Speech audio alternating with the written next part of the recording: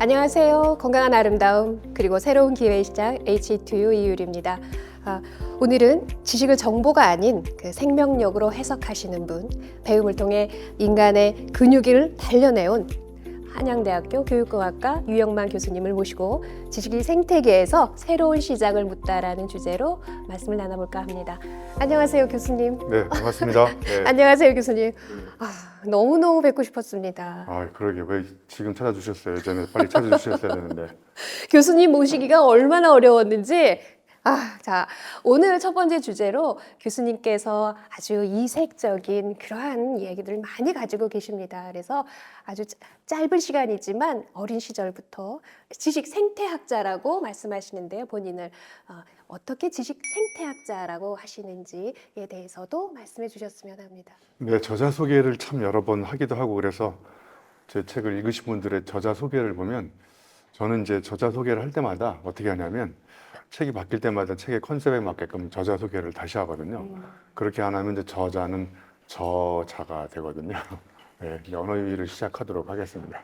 아무튼 저는 고향이 충북 음성이에요. 네. 음성 그러면 뭐가 떠오르세요? 뭐 꽃동네, 그다음에 그 유명한 반기문 유엔 사무총장님이 태어난 동네 정도는 알고 계시잖아요. 네. 근데 음성은 또 코로나 양성이 잘 안 나오는 동네라고 그래서 제가 양성을 얘기하려고 하다가 음성이라고 합니다. 지적 수준의 천박함이라고 얘기하실까 봐. 네, 음성에서 저는 이제 중학교 때까지 주로 이제 자연에서 놀았어요. 저는 자연이 저의 책이었었어요. 사실은 어렸을 때 많은 아이들이 그랬지만 책을 읽기보다 나가서 놀았잖아요. 저는 굉장히 중요한 교육의 철학이 그때 생겼어요. 제가 모시는 세계 최고의 성현은 공자, 맹자보다 놀자와 웃자를 모셔야 되겠다. 보면 창의적인 아이들의 굉장히 중요한 공통점이 다 재미있게 놀아요. 그러면서 웃으면서 시간 가는 줄 모르고 그럴 때 이 창의성이 나오는데 언제부턴가 우리는 이제 그런 웃자, 놀자, 뭐 놀면 너 놀고 자빠졌네 뭐 이런 얘기도 하고 웃기면 또 너 지금 장난하냐 지금 너 막 이렇게 얘기도 하잖아요. 그래서 저는 어렸을 때 그렇게 자연에서 대자연에서 수렵, 어로, 채취, 농경 이런 생활하면서 자연을 위대한 스승으로 모셨던 게 저한테는 어렸을 때 가장 중요한 경험적 흔적으로 남아 있고요.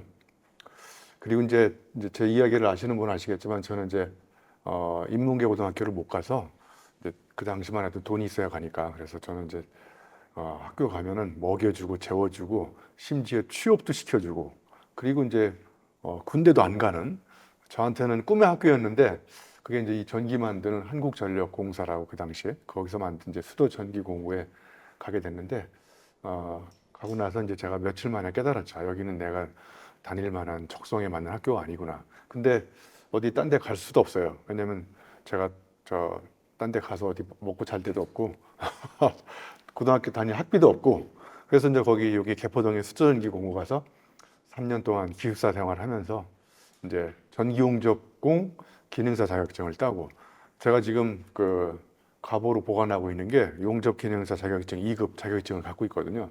세계적으로 유명한 3대 용접공이 있어요. 엘빈 토플러 미래학자, 그다음에 브라이언 트래시 1시간에 1억 원이 넘는 세계적인 모티베이터, 한국의 유영만 이 세 사람이 세계적으로 유명한 3대 교수님 저서에서 세계 유명한 3대 용접공에 대해서 제가 읽고 무릎을 쳤던 기억이 납니다. 네. 아무튼 그렇게 돌이켜 보면 이제 그런 용접했던 추억 그리고 또 고등학교 때 아이들 후배 구타해가지고 무기정학도 맞고 제가 고백하면 고2 때부터 또 소주를 너무 많이 마셔가지고 지금은 소주를 못 마시는 이런 안타까움이 있고 근데 그 이야기를 다 하려면 오늘 밤새도록 해도 못할 것 같으니까 아무튼 그렇게 저는 원치 않았던 고등학교에 가서 저의 최고의 목표는 졸업이에요. 졸업을 해야 일단은 어디 나가서 또 취업을 할 수 있으니까 그리고 그 학교는 졸업을 하면 100% 다 취업을 시켜줘요. 제가 취업을 한 데가 경기도 평택 화력발전소에 가서 제가 2년간 근무를 하면서 발전소가 어떻게 근무하는지는 아시나요? 4조 3교대 근무를 합니다. 간호사처럼 그러니까 낮에 근무하고 오후에 퇴근하고 오후에 출근하고 밤에 퇴근하고 밤에 출근하고 새벽에 퇴근하고 왜냐하면 이 전기를 24시간 누군가가 계속 만들어야 되잖아요. 그러니까 이제 계속 교대 근무를 하는 거죠. 그러니까 이제 생활도 불규칙하고 생체 리듬도 거의 망가져 있는 상태고 그리고 뭐 꿈이라는 게 없어요. 그때만 해도 꿈은 하나의 사치스러운 거 나한테 그러니까 오늘 하루를 어떻게 보낼까 그래서 할 일이 없으니까 이제 그때도 주로 경기도 평택, 송탄 이런 밤무대에서 한때 제가 또 주름도 잡았었고 이렇게 과거를 다 고백해도 뭐 지금 바꿀 수도 없는 거고 돌이킬 수도 없는 거고 아무튼 그렇게 해서 또 발전소에서 2년 근무하다가 제 인생의 운명을 바꾼 책을 한 권 읽었는데 제가 그 질문을 드리고 네. 싶었습니다. 네. 그러한 남다른 길을 걸어오시다가 어떤 계기로 또한 지금과 같은 교수님으로 변할 수 그렇죠. 있었나요? 예. 사람마다 다 이제 터닝 포인트가 있다고 생각해요. 전환점이 있는데 근데 인생의 전환점이 여러 번 올 수 있어요. 그 전환점이 그냥 지나가는 사람도 있고 전환점을 잡아서 그야말로 방향을 전환하는 사람도 있고 근데 저는 이제 사법고시, 행정고시 패스한 고시체험생 수기집을 읽고 저처럼 공고생이 그걸 합격한 감동적인 스토리를 읽고 제가 이제 그때 결단을 내린 거죠. 나같이 이렇게 밑바닥 인생을 사는 사람도 고시 공부를 하면 인생을 한 방에 역전시킬 수 있겠다. 이런 잘못된 꿈을 품게 만든 책을 읽은 거죠. 그래서 이제 그때부터 결단을 내렸죠. 내가 딱 1년만 공부를 하는데 그때만 해도 제가 수도공고 나와가지고 영어 실력이 중학교 3학년밖에 안 돼요. 공고 다니면 수학, 그다음에 뭐 고전인가요? 무슨 히브리어 같은 우리말 이상한 이런 거 나오는데 아무튼 초반에 너무 난항을 거듭하다가 우여곡절 끝에 이제 다행히 이제 한양대학교를 가게 되는 이제 그 기회를 잡은 거죠. 그래서 아무튼 그때 1년 동안 사표를 딱 써놓고 내가 1년 후에는 고시 공부하러 한양대가 아니라 대학을 가겠다. 이렇게 됐는데 원하는 점수가 안 나왔어요. 그리고 그 공부를 하는 과정도 지금 생각하면 그때 정말 치열했거든요. 왜냐하면 밤 11시에 출근해서 그 소음 덩어리가 지폐만한 발전기구 사이에 들어가가지고 불빛에서 이렇게 책을 읽고 또 저 팀장들한테 걸리면 또 혼나니까 그렇게 이제 공부를 해가지고 원하는 점수가 안 나와서 이것도 운명의 장난이에요. 한양대 교육공학과를 제가 입학을 했죠. 그때 한양대 교육공학과는 신설학과라서 사람들한테 많이 안 알려졌었어. 그러니까 이제 제가 입학할 때는 그게 미달이었었죠. 결론은 제가 이제 미달인과의 대학 교수가 됐습니다. 이게 운명의 장난이기도 한데 아무튼 그리고 나서 이제 한양대학 가서 또 돈이 없으니까 돈을 안 내는 유일한 가장 강력한 방법은 과에서 1등을 하면 돼. 과 수석. 그 당시 제 기억에 32명이었던 것 같아. 한 학년이 32명 중에서 1등을 하면 이제 돈을 안 내. 그러니까 이제 내가 공부가 재밌어서 공부를 시작한 게 아니라 낼 돈이 없는데 돈을 안 내는 방법은 1등을 하는 거야. 그래서 진짜 거의 새벽 5시까지 책을 읽고 강제로 공부를 하다가 공부가 재미있다는 거를 이제 뒤늦게 알게 된 거고 결국 또 이제 고시 공부하러 갔는데 고시 공부가 하나도 재미없고 그래서 이제 고시 공부를 포기하는 제 인생의 두 번째 결단을 내린 거죠. 그래서 이제 고시 공부하던 책을 달밤에 쌓아놓고 다 이제 불을 질러버리는 역사적으로 유명한 그 분서갱유 사건을 감행을 했죠. 그리고 이제 그때부터 제가 정말 재미있는 책을 엄청나게 읽기 시작한 거예요. 그래서 새벽 5시까지 책을 읽고 9시에 일어나니까 4시간만 학부, 석사, 박사 10년 동안 그렇게 책을 지금도 많이 읽지만 그때 책을 너무 많이 읽어가지고 이렇게 이제 정신 이상자가 된 거죠. 교수님은 남과 다른 그러한 선택을 하셔서 삶의 변화를 이끄시고 새벽 5시까지 책을 읽고 그때서야 공부가 좋아졌다는 걸 느끼시면서 10년 동안 박사학위를 이루셔서 교수님이 되셨습니다. 이러한 것들은 정말 일반인들이 듣기에는 정말 영화 같은 이야기거든요. 근데 이제 그 이후로도 그 행적이 교수님 많이 듣는 질문이라고 하셨는데요. 정말로 책을 그렇게 많이 쓸 수 있느냐? 지금 100여 권이 넘는 책을 쓰셨어요. 정확히 103권을 쓰셨죠. 100여 권이 넘는 책을 쓰는데 어떻게 잠은 자냐? 그 많은 걸 관리하는 누군가가 대리인이 있느냐? 또 하나는 신작을 읽기 전에 또 다른 책이 또 나오고 거기다가 그 많은 책을 읽고 쓸 시간이 있느냐?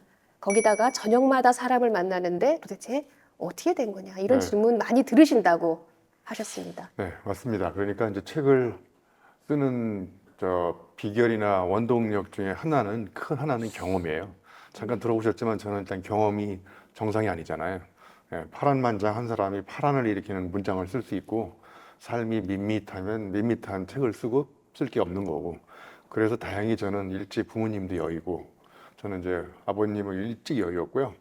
어머니는 이제 고등학교 때 돌아가셨고, 그리고 이제 무기정학 맞은 경험, 유흥가 밤무대를 주름 잡았던 경험, 수렵 어로 채취 농경 생활해봤던 경험, 그 다음에 이제 유학 시절에도 또 막 아르바이트 하면서 학비를 벌면서 공부했던 경험, 또 삼성에 가서 일해보니까 석사가 돌석자구나, 아, 박사가 열불박자구나, 이런 어떤 현장 경험, 뭐 이런 경험이 책을 엄청나게 쓰는 첫 번째 비결이고요. 두 번째는 이제 제가 책을 쓰려면 또 책을 읽어야 되잖아요. 다른 사람이 이미 쓴 책을 내가 또 쓰면 별로 의미 없는 거잖아요. 그러니까 제가 예를 들면 저 브리꼴레르 뭐 전달자 이런 책을 쓸 때 유사책들을 기본적으로 한 4, 50권을 읽어요. 그리고 평상시에 이제 두꺼운 인문 교양서를 읽고, 그러니까 이제 일단 책을만 읽으니까 제 머릿속에 수많은 개념들이 이렇게 장착이 되기 시작해요. 뭐 철학자 들레즈가 얘기하는 아장수망, 뭐 다중체, 뭐 리점, 무점이 아니라 리점, 이런 거 처음 들어보시죠 다. 그러니까 이런 책을 안 읽으니까 개념이 없는 인간으로 전락하는 거고. 아무튼 정리하면 풍부한 경험, 다양한 경험, 그 다음에 이제 다양한 책, 이 두 가지가 이제 책을 엄청나게 빨리 쓰는 비결이고, 그러면 경험하고 개념이 풍부하면 누구나 책을 이렇게 쓰느냐?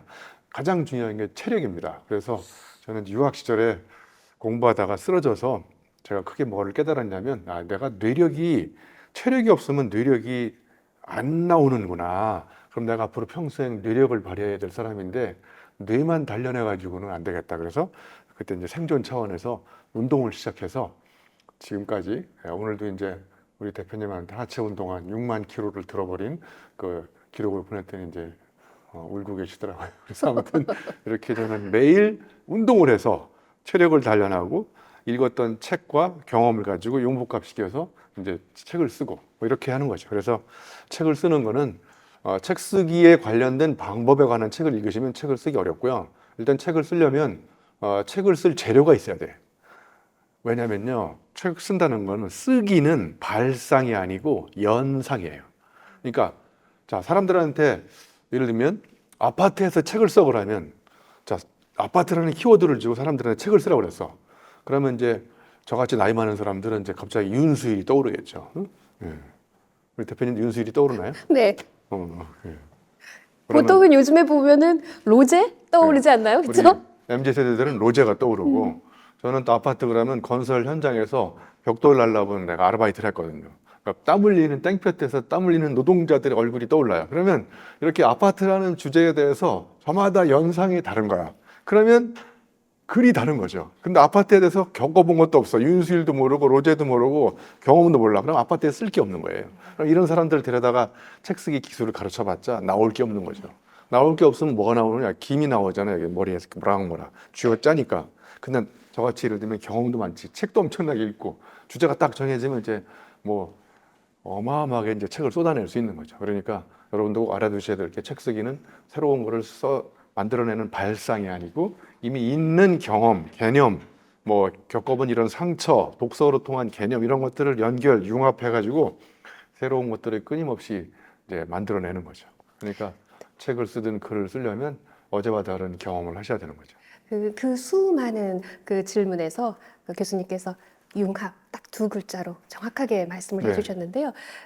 실천적으로 몸에서 체험된 그것만이 실제로 경험을 통한 것만이 된다라는 얘기를 여러 번 강조를 해주셨어요. 네. 네, 그래서 정말 교수님의 삶이 그런 거를 정확히 말씀을 해주시는 것 같습니다. 네, 그래서 저는 이제 경험주의자입니다. 그래서 제가 좋아하는 앨런 코트라는 시인이 있는데, 초보자에게 주는 조언이라는 시예요. 거기 마지막 줄에 이렇게 써 있어요. 완벽주의자가 되려 하지 말고 경험주의자가 되라.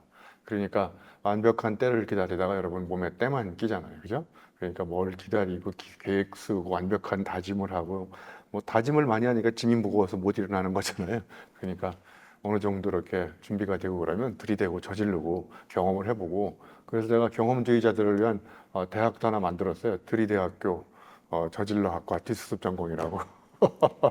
이게 드리대학교 부속고등학교도 있어요. 거기가 중학교부터 있지 않습니까? 아유, 자, 유치원부터 있어요. 아하. 유치원은 동심원, 동심원. 중학교는 들이대는 중, 초등학교는 애당초, 애당초. 그다음에 중학교는 들이대는 중, 들이대는 중. 고등학교는 아님 말고 이렇게. 아님 말고. 그러니까 이 드리대 학교는 어디에 있는지 아세요? 그로메도라는 섬에 있어요. 그럼에도 네, 그럼에도 불구하고 힘들고 어렵고 뭐 이런 상황에도 불구하고 도전하면서 하는 사람들이 세상을 바꾸는 사람들을 가만히 보면 앉아서 생각하고 우리말에 그런 말이 있잖아요. 장고 끝에 악수 둔다고요. 악수 이게 아니고 나쁜 수가 악수잖아요. 그러니까 생각이 깊은 사람, 아이디어가 많은 사람 이런 사람들이 세상을 바꾸지 않고 밋밋하고 천박하지만 보잘것없지만 나가서 자기 몸을 던져서 들이대고 그러면 거기서 이제 새로운 방법이 나오는 거고 그러니까 사람들이 착각을 하는 게 생각하면 인사이트가 떠오른다 그러는데 내가 보기에는 행동해야 인사이트가 떠올라요. 행동해야. 예, 그게 이제 전문 용어로 얘기하면 아웃사이트가 바뀌면 인사이트가 바뀌는 거죠. 아웃사이트가 뭐냐? 아웃이잖아. 바깥에 나가. 그래서 다른 사람 만나. 내가 맨날 이유리 대표만 만나서 살고 그러면 이유리 대표밖에 모르는데 여기 PD님도 만나고 우리 여기 아름답게 이렇게 월구를 해주신 분도 만나고 수많은 사람들을 만나고 그러니까 안 만났던 사람을 만나야 즉 관계가 바뀌어야 관계 속에는 인간이 바뀌는데 맨날 이 강남의 아주머니들 개 모임 맨날 아줌마끼리 계속하니까 그 모양 그 꼴이 되는 거잖아요. 교수님께서 어느 방송에서 말씀하신 내용 중에 나를 바꾸고 싶다면 읽는 책을 바꿔라. 그리고 그렇죠. 만나는 사람들을 바꿔라. 그게 가장 빠른 지름길이고 그리고 지루한 일을 계속 반복해서 진행했을 때 진정한 나를 바꿀 수 있다. 네. 이렇게 말씀하셨는데 맞나요? 네, 이유리 대표님은 제 책을 엄청나게 읽고 거의 그 시험. 중독자가 되셔서 오신 것 같아요. 그러니까 괴테가 그런 말 했잖아요. 괴테 교보문고 간판에도 붙어 있었어요. 네가 누구인지를 내가 아는 방법이 세 가지가 있대. 첫 번째, 내가 만나는 사람을 나한테 얘기해줘. 그럼 내가 읽은 책을 나한테 얘기해줘. 그리고 지금 어디 가는지, 어디 자주 가는지 알려줘. 그러니까 이게 자 어디 가는지는 경험이에요. 예? 오늘 이제 다 끝나시고 댁에 가실 거잖아요, 그죠? 그리고 아침에 또 어디 회사 가시고 예를 들면 그래서 이렇게 되신 거예요. 지금 오늘 저녁에 집에 가지 마시고 내일도 회사 가지 말고, 그러니까 자꾸 이렇게 딴 데를 가야 딴 사람이 되는 거예요. 그다음에 이제 책도 맨날 전공 책도 안 읽고. 그런데 전공 책만 읽으면 전문가가 되지만 다른 분야의 책을 읽으면 다른 사람이 되잖아. 그리고 이제 사람도 자꾸 다른 사람도 만나고 그게 이제 체험을 바꾸고 인간관계를 바꾸고 지식 자극, 지적 자극을 바꾸면 그래서 이게 체인지, 제가 체인지라는 책을 쓴 거예요. 몸체자, 어지린자, 지혜지자, 체인지. 근데 영어에 체인지하고 발음이 똑같잖아요. 나를 체인지하려면 세 가지를 체인지하라.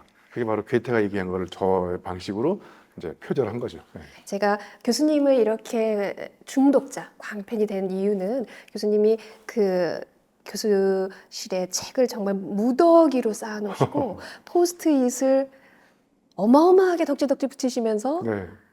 포스트잇 광고 모델인가 할 정도로 네. 그렇게 많이 하셨는데 저도 사실은 그렇게 책을 읽는 그 그러니까 공통점에 네, 책을 나와 엄청나게 같은 분이 이렇게 유명하시다니라는 생각에 공통점이 들어서 더 이제 중독돼서 읽게 됐어요. 제가 여러 가지 저서 중에서 좋아했던 브리꼴레르, 제가 이 단어를 몰랐는데 네. 교수님이 정말 짧게나마 다시 설명을 해주신다면. 네, 아무튼 책을 쓸 때마다 저는 이제 하나의 문제의식이 있는데 결국 모든 책은 문제의식의 산물이거든요. 그러면 이제 브리꼴레르라는 단어가 어렵잖아요. 근데 저 단어를 어디서 접했냐면 인류학자 그 레비 스트로스라는 사람이 있어요. 우리말로 번역된 책 중에 야생의 사유라고 있어요. 그걸 이제 굳이 영어로 번역하면 unschooled mind예요. 그러면 여러분 school이라는 단어가 학교라는 뜻이잖아요. 네. 이게 동사라는 뜻도 돼요. 길들이다라는 게 되거든요. 그러니까 schooled ed가 붙으면 길들여짐. 왜? 학교를 오래 다녀서 다른 밖의 것을 생각하기 어렵게 제도권 내에서 계속 사람을 길들이는 거야. 거기가 어디냐? 학교야. 그 학교를 오래 다니면 schooled가 되는 거야. 길들여진. 근데 거기 이제 on이 붙으면 이제 unschooled. 학교를 오래 다니지 않아 가지고 길들여지지 않은 이게 이제 브리꼴레르야. 그러니까 무슨 이야기냐면 브리꼴레르를 여러분 젊은 친구들은 잘 모르겠지만 저 때만 해도 맥가이버라는 이제 영상이 맥가이버가 이렇게 위기에 처했을 때 매뉴얼을 참고해 가지고 문제를 해결하지 않잖아요. 어떻게 하냐면 예를 들면 맥주를 먹고 싶은데 맥주 따는 기계가 없어. 그러면 이제 제가 주머니에 이렇게 보니까 키가 있네. 그래서 이 키를 가지고 어떻게 키가 뾰족한 게 없거나 그래서 뭐 이런 걸로 이제 이걸로 이제 맥주 오프너를 쓰는 거야. 그러면 얘는 원래 키인데 키라는 기능을 이 문제 상황에 적용했을 때 대화를 시켜야 돼, 문제하고.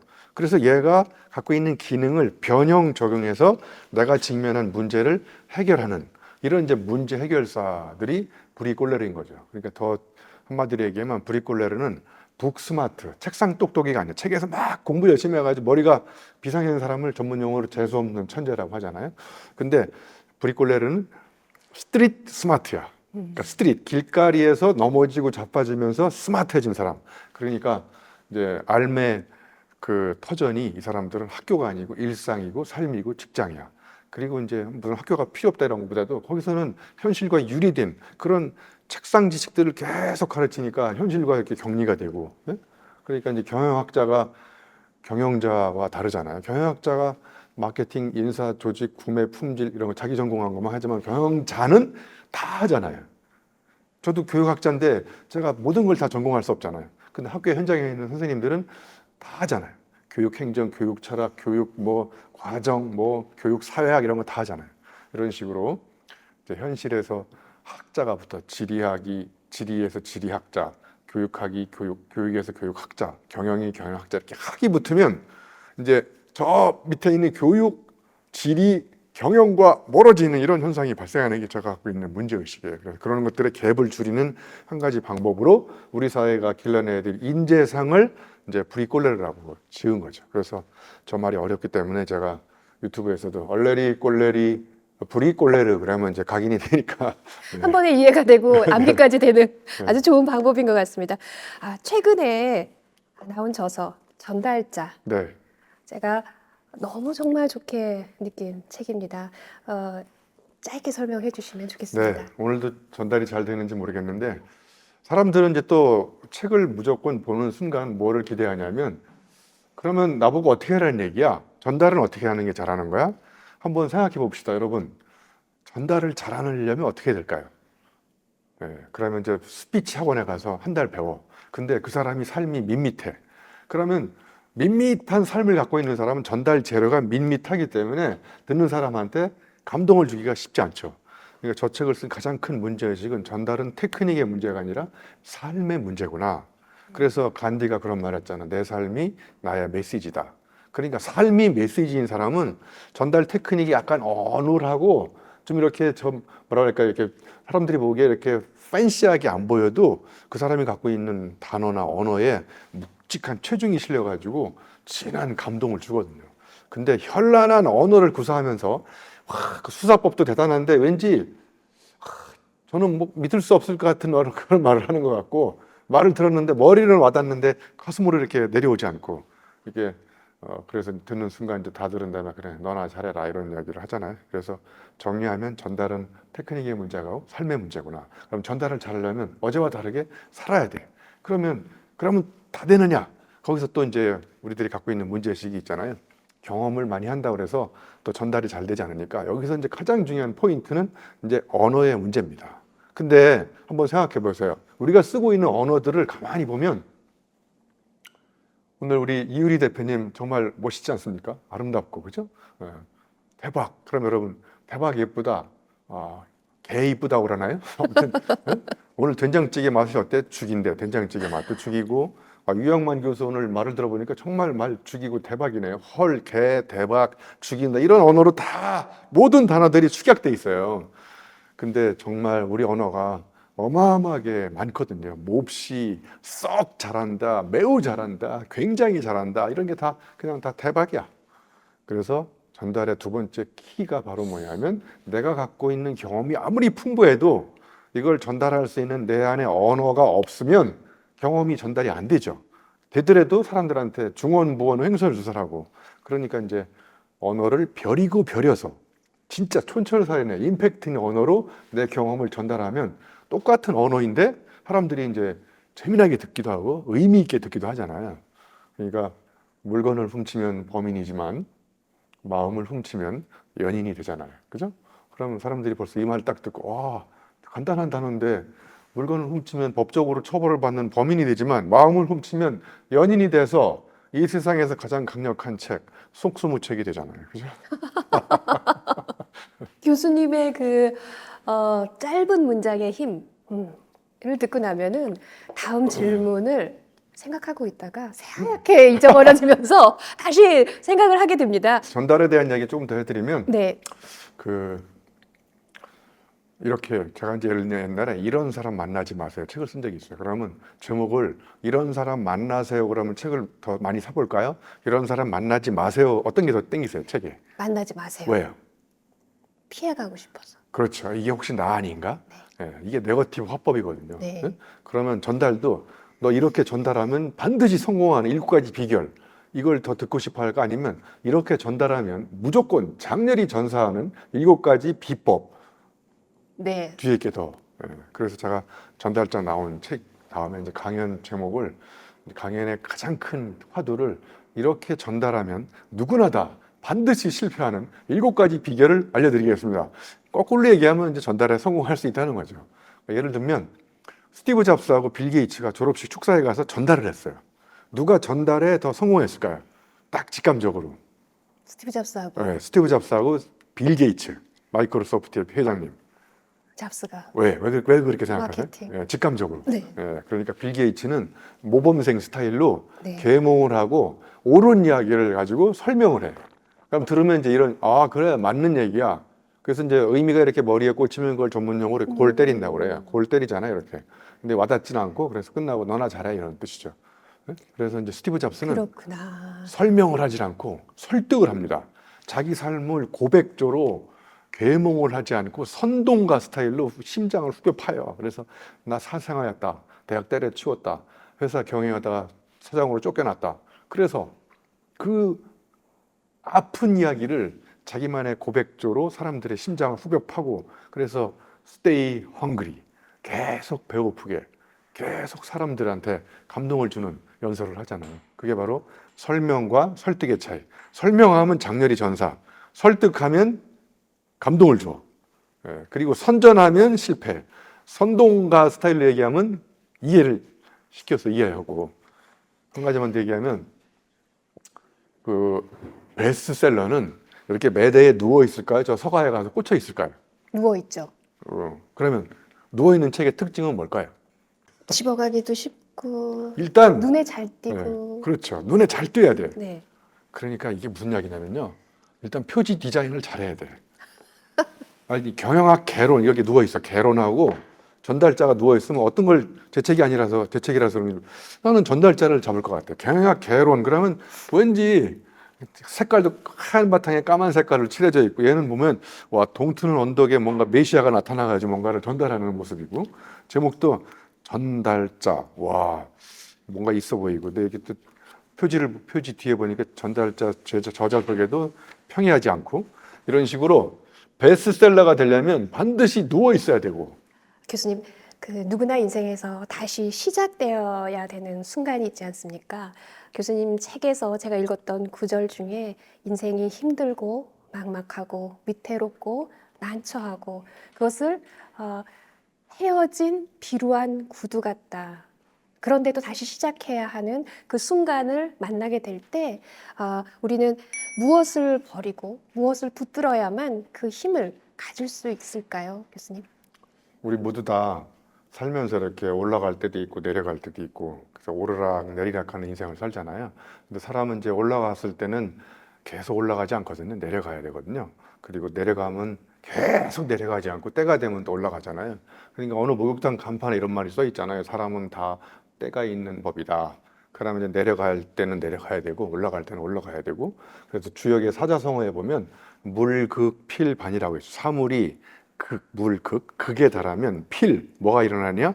반전이 일어난다는 거예요. 그러니까 지금 너무 내려갔다고 좌절하지 말고 올라갔다고 자만하지 말고 자세를 낮추고 올라가면 내려와야 되고 밑바닥에 길 때 힘들 때 때가 되면 또 올라갈 때가 되거든요. 그러면 힘들 때 힘을 축적하는 방법은 앉아서 계속 생각하고 고민하고 그러면 힘이 더 빠지거든요. 그러니까 힘들 때일수록 힘을 만드는 방법은 뭐냐면 제가 이제 언어 유희를 쓰면 힘 들어야 힘이 들어가거든요. 그러니까 내가 이걸 가지고 이렇게 저 밑바닥에 앉아 이렇게 아령 운동을 하면 이게 운동이 안 되잖아요. 그러니까 힘들 때일수록 자꾸 앉아서 너무 오랫동안 생각하지 말고 일단 나가야 돼. 바깥에 나가서 가볍게 바람도 맞아보고 저기 저 흔들리는 나뭇가지도 쳐다보고 그러면 놀랍게도 머릿속에 들어있는 굉장히 복잡했던 생각들이 하나씩 하나씩 지워질 때가 있어요. 앉아서 계속 생각하니까 생각에 꼬리를 물고 다른 생각을 하기가 어렵지만 일단 나가서 다른 환경을 이렇게 부딪히고 마주치고 그러면 깨우침이 생기거든요. 이거는 김경일 교수한테 물어봐도 인지심리학자들 비슷하게 얘기하거든요. 일단 상황을 벗어나야 된다. 자, 그리고 이제 계속 산책만 할 수는 없잖아요. 그러면 이제 또 운동도 해봐야 돼. 그러니까 저는 저의 힘든 상황을 극복했던 가장 중요한 원동력은 제 안에 아직도 여전히 힘이 남아있기 때문에. 그러니까 무슨 얘기냐면요. 제가 이렇게 겪어보니까 마인드로 바디를 컨트롤하는 사람들은 정신 나간 사람이에요. 이 세상에는 정신 나간 사람하고 정신 차린 사람 두 사람이 있어. 정신 나간 애들은 계속 앉아서 마인드 컨트롤을 배워. 정신력으로 네, 극복하려고. 정신력으로. 바디는 이미 망가져 있고. 그런데 제가 킬리만자로는 제가 성공했고 사하라 사막은 실패했어요. 완주를. 사하라 사막에서 120km 자빠져 있는데 마인드가 계속 명령을 내. 여기 참가비 300만 원에 저 다 합치면 너 800만 원 투자했는데 여기 자빠지면 되겠냐? 마인드가 계속 명령을 더 뛰어 그러는데 몸이 자빠져 있어. 안 뛰어. 말을 안 들어요. 그래서 그 아주 짧은 문장에 힘이 나왔지 않습니까? 그렇죠. 절대로 뭐라고 포기하지 해주세요? 마라. 이런 말을 절대로 쓰지 마라고 제가 남긴 거죠. 그러니까 여기서 배웠던 인생의 교훈은 우리 몸이 마음을 통제하지 마음이 몸을 통제하지 않는구나. 그러니까 힘들 때일수록 자꾸 마인드 생각을 가지고 생각에 꼬리를 물고 정신 차리려고 하지 마시고 나가셔. 그리고 운동하고. 몸은 마음이 거주하는 집입니다. 몸이 주인이고 마음은 새 들어 사는 애, 전세 들어 사는 애야. 근데 이 전세 들은 애가 자꾸 주인한테 집을 빼라고 그러면 주인이 기분 나쁘겠어요? 기분 나쁘잖아요. 그러니까 철칙으로 알아두세요. 피지컬이 펀더멘탈이야. 멘탈은 부수야. 그러니까 제가 왜 운동을 계속하냐? 책을 100권 쓰는 건요, 체력의 문제이기도 하고 정신력의 문제이기도 한데, 정신이 살아있고 멘탈이 이렇게 클리어하게 계속 뭔가 상상력을 발휘하려면 신체적으로 제가 중심을 딱 잡고 있어야 되거든요. 그러니까 신체성이 그 사람의 정체성이고 그 사람의 미래 가능성을 좌우하기 때문에 여러분 미래 목적지, 꿈의 목적지까지 가는 방법은 꿈만 꾸지 마시고, 여러분 꿈을 주로 밤에 꾸잖아. 밤에 꾸니까 주로 개꿈이 되는 거예요, 그게. 그러니까 꿈은 낮에 두 눈을 부릅뜨고 내 몸으로 꿔야 꿈의 목적지까지 가는 건데, 사람들은 앉아서 책상에서 밤에 꿈을 꾸고 꿈꾼 대로 행동하지 않고 생각하고, 그러니까 이제 미래가 안 바뀌는 거죠. 교수님 해주신 말씀에 한계란. 예, 한계란 한계 없는 사람의 핑계라고 제가 정의를 내린 적이 있어요. 예. 저는 그 얘기가 제 얘기가 아닐까라고 한동안 그 글을 읽고 나서 몇 번이고 다시 생각을 해봤습니다. 교수님께서 오늘 이렇게 귀한 시간을 내주셨는데 건강한 아름다움, 네. 그 어떻게 생각하시는지요? 건강한 아름다움이 뭘까? 일단 건강함과 아름다움은 제가 보기에 서로 서로를 꾸며주는 수식어라기보다 건강한 사람이 아름다운 사람이고, 아름다운 사람인데 건강하지 않은 거는 진정한 의미에서 저는 아름답지 않은 사람이라고 생각해요. 그래서 건강한 아름다움의 가장 중요한 원동력은 어디서 나올까? 자, 첫 번째 저는 자기답게 사는 사람들이 가장 아름다운 사람이라고 생각해요. 자기답게 살면 그 색달라지거든요. 색달라지면 저절로 남달라져. 그러니까 여러분 그 영화 중에 색개라는 영화 한 3번씩 보셨잖아요. 색개. 거기 색이 개를 무너뜨리잖아요. 이 색이 뭐냐? 그 누구도 대체할 수 없는 자기만의 컬러를 갖고 있어요. 그런데 경계를 해. 오늘 제가 저만의 색깔로 여러분한테 지금 강의를 하는 거잖아요. 그러면 이 방송을 듣고 있는 사람들은 경계를 해. 저 유영만 교수 저놈의 메시지를 믿어야 될지 경계를 하고 저를 쳐다보고 있는데, 여러분이 지금 경계를 내가 무너뜨리는 방법은 저만의 독특한 색깔로 이 개를 산산조각 내버리는 거. 이게 영화 색개가 주는 우리한테 주는 시사점이거든요. 그러니까 색달라지면 저절로 남달라지고, 그러면 자기답게 사는 거고, 그 궁극적인 목적지 저 꼭대기 뭐가 있느냐? 아름다움이 있는 거죠. 그러니까 아름다움은 색다른 거고, 색다른 것의 원동력은 자기다운 거예요. 자기다운 사람이 가장 아름다운 거야. 그러면 자기답게 사는 방법은 첫 번째, 남과 비교하지 말아야 돼. 그리고 우리 이 대표님은 오늘 멋지게 이렇게 화장도 하고 오셨잖아요. 저도 이렇게 분장을 하고 화장, 위장, 분장, 가장, 포장 이런 거 하잖아요. 그죠? 아름다움은 이제 그건 부수적인 거를 포장하는 거고, 진짜 아름다운 거는 꾸미는 게 아니라 저는 가꾸는 거라고 생각해요. 꾸민다는 거는 영어로 얘기하면 컬러링이에요. 저한테 전화하면 컬러링이 나오잖아요. 저를 약간 감추는 이제 김동률의 무슨 컬러링이 나오길. 컬러링은 이렇게 감추는 거야. 근데 컬러풀 그러면 색이 넘치는 거야. 자기다움 색깔이. 자기다움이 흘러 넘치는 사람은 컬러풀한 거고, 자기다움이 감추는 거는 컬러링인 거고. 그러니까 꾸미는 거는 없었던 거를 포장해가지고 드러내려고 하는 거고, 가꾸는 거는 내 안에 있는 내면의 대체 불가능한 자기다움을 어떻게 하면 세상에 보여줄 것인가. 이게 이제 가꾸는 거거든요. 그러니까 꾸미면 꾸밀수록 자기는 없어져. 가꾸면 가꿀수록 자기는 더 멋져 보이고. 그러면 저는 이거야말로 아름다움의 그 출발점이고 그 어떤 굉장히 중요한 시작이라고 생각해요. 네. 교수님께서 늘 말씀하시지만 우리가 모범생이 되려고 하지 마라. 모험가가 되라. 네. 그다음에 야생성을 가지고 실천적 지혜를 가져라. 이런 네. 말씀을 해주세요. 그래서 그러한 얘기를 들을 때마다 책을 읽고 그다음에 실천하는 내 스스로가 어쩌면 같은 마음을 가지고 있는 같은 길을 가고 있는 그러한 영혼적인 파트너가 된다라는 그런 행복감을 갖습니다. 네. 그래서 유영만 교수님께서 전문가란 내가 가진 전문성을 누군가에게 주었을 때 그게 진정한 행복이고 전문가다라고 말씀을 해주셨죠. 네네. 저는 그 부분을 읽고 나도 그러한 목표를 가지고 살고 싶다라는 생각을 더 맞습니다. 하게 됐습니다. 네. 전문성이라는 게 혼자 열심히 해가지고 생긴 것도 전문성이기도 하지만 모든 전문성은 사회적 관계의 합작품이거든요. 그러니까 예를 들면 제가 책을 100권 썼는데 저 혼자 열심히 해서 쓴 게 아니거든요. 책을 썼는데 출판사가 안 받아주면 제 책이 독자가 읽을 수 있을까요? 그럼 출판사 덕분에 제가 책을 낸 거고, 그러면 출판사 안에는 편집자가 있거든요. 편집자가 내 책을 편집 안 해주면 독자들한테 갈 수 없어요. 그 다음에 이 책의 재료가 뭡니까? 책의 재료. 종이잖아요. 예? 그럼 종이는 또 어디서 나옵니까? 나무. 그러면 나는 나무가 없으면 책을 쓸 수가 없어요. 그래서 저는 지나가는 나무를 꼭 안아주거든요. 이렇게 지나갈 때마다. 네가 있어가지고 내가 이렇게 책을 잘 수 있고. 그래서 제가 나무를 연구해가지고 쓴 책이 제목이 있어요. 나무는 나무라지 않는다, 이런 책을 쓴 적이 있거든요. 그 다음에 이 책을 제가 쓰는데 손가락으로 계속 쓸까요? 아니면 노트북으로 쓸까요? 손가락도 쓰고 노트북도 쓰고. 그러면 노트북이 없으면 제가 이렇게 엄청난 원고를 정리할 수 없잖아요. 그렇죠. 그럼 저는 매일 노트북한테 고맙다고 생각하거든요. 그래서 일주일에 한 번씩 데리고 사우나도 가서 이렇게 샤워도 시켜주고. 그다음에 노트북에 거기 전원은 뭐야?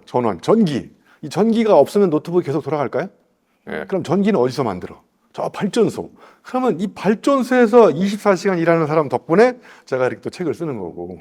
그럼 책을 썼는데 이유리 대표님처럼 이렇게 열심히 안 읽어주고 책이 나왔거나 말거나 저 서가에 꽂혀 있으면 저는 또 출판사에 재무적 손실을 입히는 범법자가 되는 거거든요. 제가 이렇게 장황하게 얘기했지만, 그러니까 하나의 책이 완성되는 데는 저자의 필력도 필요하지만 이것이 나와서 세상 사람들한테 알려지기까지는 수많은 도구와 사람과 관계의 합작품인 거거든요. 그러니까 모든 전문가들은 자세를 낮추고 본인이 갖고 있는 전문성에 혼자 열심히 해서 된 게 아니라 독창성이 아니라 협동의 창의성으로 이렇게 관계가 딱 합작돼가지고 이제 이렇게 꽃이 피는 이런 거라고 저는 생각하거든요. 네. 유영만 교수님께서 본인 스스로를 지식 생태학자라고 말씀하시고 네. 지식 산부인과 의사라고 얘기한 여러 가지 에피소드도 좀 여기에서 봤습니다. 교수님께서 마지막으로 많은 사람들이 이 시대에 건강한 아름다움을 가지고 새로운 시작을 하고 싶은 사람들에게 짧은 문장의 힘으로 용기를 줄 수 있는 말씀을 해주신다면. 네. 우리나라가 갖고 있는 세계 최고의 경쟁력이 검토 능력이라고 하더라고요. 우리 장관님한테 국회의원이 물어보면 검토해 보겠다고 그러고, 그죠?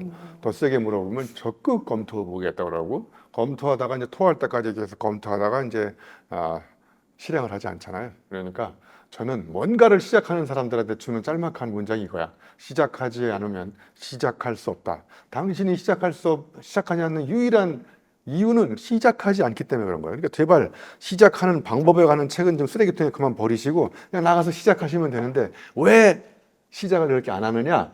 준비를 너무 많이 해. 계획을 너무 완벽하게 세워. 검토하고 방법을 개발하고 다짐을 하고 그다음에 결심을 하고. 그러니까 이제 날이 새도 또 결심하고, 비가 오면 또 내일부터 해야 되고, 또 신발이 없으니까 또 내일부터 하고. 그러니까 이런 핑계들이 계속 되니까 그런 거죠. 그러니까 여러분, 뭔가를 시작하는 가장 강력한 방법은 그냥 시작하는 겁니다. 시작해야 여러분 책상에 앉아서 절대로 개발할 수 없는 방법이 개발됩니다. 방법. 법은 책상에서 만들 수 있지만 방법은 저 브리콜레르처럼 이렇게도 해보고 저렇게도 해보고 시행착오를 겪어봐야 인사이트가 떠오르고 이렇게 하면 되는데 이렇게 하면 안 되는구나. 그런 우리 모두가 다 방법 개발 전문가가 되면 여러분은 다 이 세상에서 성공할 수 있다고 생각해요. 제가 정말 책을 읽으면서 무릎을 쳤던 걸 정말 교수님을 모시고 이런 얘기를 하게 된 거에 대해서 와, 제 스스로 진짜 놀랍게 생각을 합니다. 모든 말씀이 이 책 매 페이지마다 나와 있습니다. 네, 그래서 우리가 그 실천적 주체가 브리콜레르, 그 다음에 그 과정을 가는 브리콜라주, 네. 이것들을 가지고 야생성을 가지고 지식을 전달하는 그런 것들이 전달자가 되어야 된다. 이런 말씀을 주셨습니다. 사실 오늘은 우리가 어떤 대본을 가지고 하는 인터뷰는 아니었지만 이러한 100원이 넘는 책을 교수님께서 상세하게 다 풀어주시지 않았지만 그 힘과 메시지는 다 전달이 되었다고 생각합니다. 네. 새로 나온 교수님의 최근작 전달자입니다. 제가 앞장에 이렇게 썼는데요. 뭐라고 제가 너무 마음에 들었냐면 심장을 머리에다가 집어넣지 말고 머리를 심장에. 뜨거운 심장에다 집어넣어서 우리가 생긴 상처를 고스란히 가지고 체험을 한 것만큼 우리의 인생을 알 수 있다. 이렇게 얘기를 써주셨어요. 네. 그래서 제가 아는 유영만 교수님의 여러 가지의 인생의 변화에 그런 부분들을 더 상세하고 들었고 또 교수님을 통해서 그 언어의 힘이 얼마나 더 큰 것인지를 다시 한번 느끼게 되는 시간이었습니다. 오늘 한양대학교 교육공학과 유영만 교수님 지식 생태학자로서 오늘 이렇게 귀한 시간을 내주셔서 정말 감사하게 생각합니다. 우리가 지식이 단지 축적되는 것이 아니라 몸을 단련하듯이 삶을 단련하는 그러한 방법도 제시해 주셨습니다. 그 아주 좋은 말씀이 상처난 근육이 흘리는 눈물이 땀이다. 근육에 상처가 생겨가지고 근육이 흘리는 눈물이 바로 땀이라고. 그 네. 땀은 여러분의 인생을 절대로 헛되게 보내지 않을 거라고 저는 그 생각합니다. 땀은 결코 실패가 아니라 성장의 증거라는 것을 네. 알려주신 오늘 귀한 시간 내주시고 귀한 통찰을 알려주신 유영만 교수님께 뜨거운 박수를 전달하며 시간을 마치도록 하겠습니다. 네, 고맙습니다. 감사합니다. 네.